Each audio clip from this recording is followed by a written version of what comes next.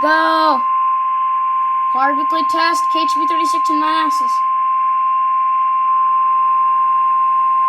This is a test of the All Hazards NOAA weather radio warning device. During potentially dangerous weather situations, specially built weather radios will be automatically activated to warn of the impending hazards.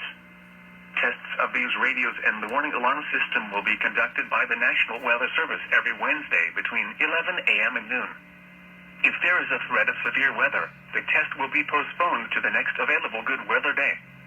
Reception of this broadcast and the warning alarm will vary at any given location. This variability, normally more noticeable at greater distances from the transmitter, will occur even though you are using a good quality receiver in perfect working order. To provide the most consistent warning service possible, the warning alarm will only be activated for warnings in selected watches affecting the listening area.